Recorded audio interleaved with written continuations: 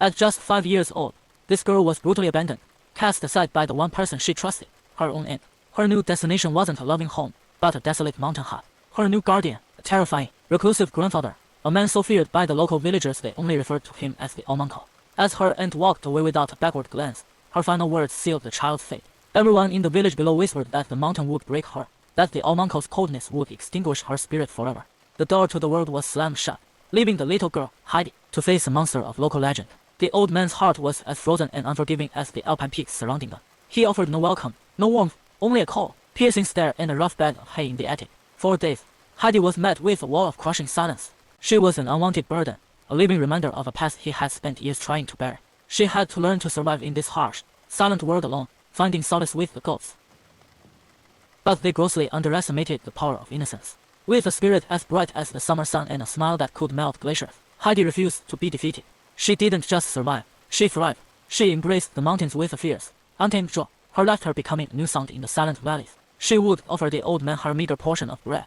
She would share her daily discoveries of mountain flowers and soaring eagle. And slowly, relentlessly, piece by piece, she chipped away at the fortress of ice around his heart. He began to speak, his gruff voice softening. He carved her a small wooden chair, then another. He started to watch her with something other than resentment. It was a flicker of affection. For the first time in decades, the dark, lonely hut was filled with light and laughter. He had built impenetrable walls around his soul. But this little girl didn't just climb over them. She dismantled them stone by stone. They forged an unbreakable bond, a love purer and stronger than any blood tie. She was his granddaughter. He was her home.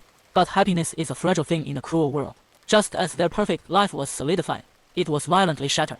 The very same aunt who had abandoned her suddenly reappeared on the mountain path. But she didn't see a happy, beloved child. She saw a commodity, an asset to be sold. A wealthy family in the far-off city of Frankfurt needed a companion for their wheelchair-bound daughter. And Heidi was the perfect, cheap solution.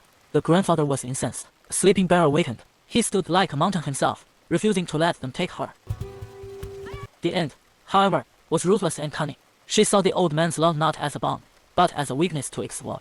When threats failed, she turned to deception, treating Heidi with sweet lies about beautiful city sights, and promises of a quick return with wonderful gifts for her grandfather. The little girl, naive and trusting, was lured away.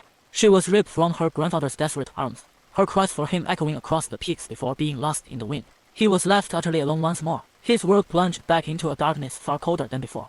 The warmth she had brought so cruelly stolen. Heidi was shipped off to a golden cage, a prisoner in a foreign world of strict rules and suffocating loneliness. Her heart breaking for the home she had just found and lost. Would she ever escape and see her mountains again?